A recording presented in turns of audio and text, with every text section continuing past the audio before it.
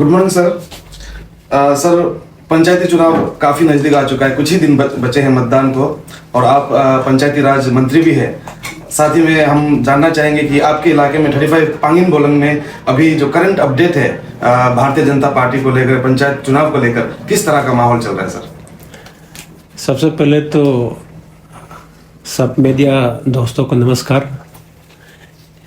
यहाँ में 35 पांगिन बोलेंग में का पंचायत चुनाव, तो यहाँ तो बीजेपी का लहर है और पांचों जेडपीएम बीजेपी जीतने जा रहे हैं। वैसे तो 2 जेडपीएम ऑन अपोज इलेक्ट हो चुका है और 3 में कॉन्टेस्ट है, और आउट ऑफ 146 जीपीएम्स यहाँ 88 जीपीएम अनअपोज्ड इलेक्टेड हो गया, और यहाँ हमको अभी 58 में लड़ना है।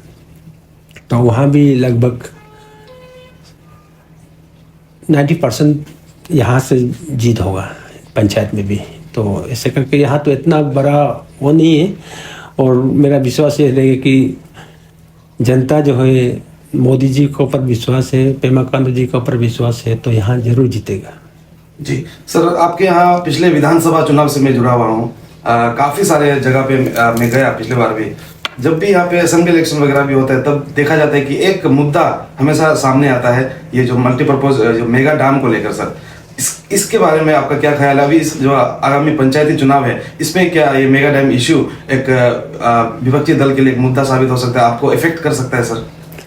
ये तो विपक्ष के लिए मुद्दा तो है ही, लेकिन मेरा विश्वास यही है कि इस चुनाव में, पंचायत चुनाव में इसका कोई असर नहीं होगा। आप देखिए, मैं ऐसा नहीं बोल रहा हूँ, कुछ तो है, लेकिन उतना असर नहीं होगा जो एक कैंडिडेट जेडपीएम कैंडिडेट को हराने का वो असर नहीं होगा। जहाँ तक ग्राम पंचायत का सवाल है, वहाँ तो कभी कभी ये पॉलिटिक्स पार्टी लाइन में भी नहीं जाके कभी कभी फैमिली लाइन में भी चला जाता है। इसके कारण कुछ ग्राम पंचायत में हाँ हार हो सकता है, नहीं जीत सकता हम, लेकिन मेजोरिटी हम जीत के लाएंगे।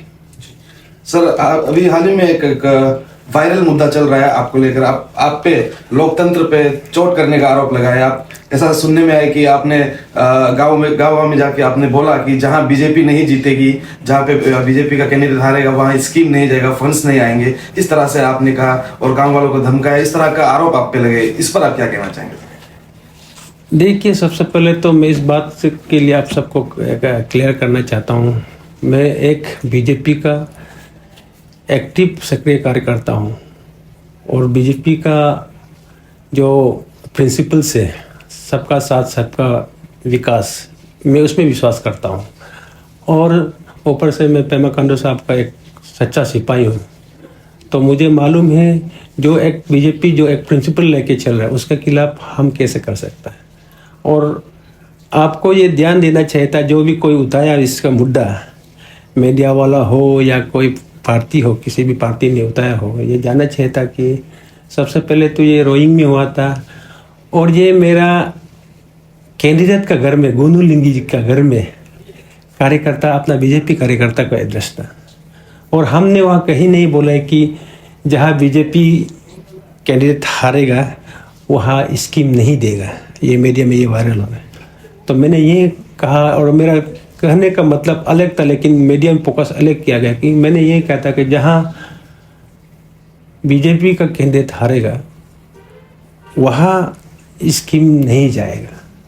आपको मालूम होना चाहिए, नहीं जाएगा और नहीं देगा और जाएगा में फ़र्क क्या है, और मतलब भी आप लोग को अच्छा समझना चाहिए। मेरा कहने का मतलब ये था कि जब वर्कर्स को, मैं अपना बीजेपी वर्कर्स को एड्रेस कराता, कि आप सबको मालूम है कभी कभी ग्राउंड लेवल, ग्रास रूट में अलग पार्टी से जीत के आते, ऊपर लेवल में, स्टेट लेवल में भी सरकार अलग होने से पॉलिटिकल तसल का कारण स्कीम नहीं पहुंच पाता है लोगों तक। तो वही मेरा कहने का मतलब था, लेकिन यहाँ बहुत कुछ अलग कर दिया। फिर भी मैं विश्वास करता हूँ कि ये जो सच्चा समझदार लोग हैं, जो वोटर्स है, ये इस बात को समझेगा। और मैं कहीं भी जगह मैंने थ्रेटनिंग नहीं किया, ये सिर्फ मेरा वर्कर्स को गुनीलिंगी का घर में, मेरा जेडपीएम कैंडिडेट का 02 रोइंग का जेडपीएम कैंडिडेट का घर में एक एड्रेस था मेरा अपना बीजेपी वर्कर्स को। और उसका फिर भी किसी को इस बात से हर्ट हुआ हो तो मैं सबको माफ़ मांगता हूँ कि क्षमा कीजिएगा। लेकिन अभी भी मुझे विश्वास है कि मैंने ऐसे कुछ नहीं बोला जो पब्लिक को जाके थ्रेटनिंग जो जिस प्रकार से बोल रहा है ऐसे नहीं हुआ है। ये सिर्फ मेरा कार्यकर्ता को एड्रेस था। आप देखिए वो घर भी बीजेपी कैंडिडेट का घर था, जेपीएम कैंडिडेट का घर था। इसको ये कोई पब्लिक मंच में जाके या रैली में जाके मैंने ये नहीं बोला। बस आपको कुछ madam. Thank you. Sir according to you आप बीजेपी कैंडिडेट के घर में जाके आपने ये बोला था एंड आपके वर्ड्स को ट्विस्टेड कर दिया गया है एंड बट आपके स्टेटमेंट में आपने ये भी बोला था कि मैं पंचायत का मिनिस्टर बोल रहा हूँ, तो इस पे भी थोड़ा सा क्लेरिफिकेशन। नहीं, इसमें इसलिए मैं बोला कि मैं पंचायत का मिनिस्टर हूँ, जानता हूँ कि पंचायत में अलग होने का कारण कोई चीज़ स्कीम आज तक एनओसी तक नहीं देता ना, और आपका ये यूसी क्लियर नहीं करता है कई जगह ऐसे कुछ इस तसल से। तो ये सिर्फ चीज़ को लेके मैंने बोला था, ये नहीं कि मैं ऑपोजिशन को काम नहीं देगा, ऑपोजिशन की स्कीम नहीं भेजेगा, ये तो हो ही नहीं सकता डेमोक्रेटिक में। आपको मालूम है कुछ स्कीम जो सेंट्रल से सीधा आता है जो वहाँ जो देना पड़ता है, ग्राम पंचायत में जो ग्राम सभा का डिसीजन लेता है उसको कौन मान्यता नहीं देगा। और ऐसे सरकार है कि ये ग्राम सभा को मान्यता देता है।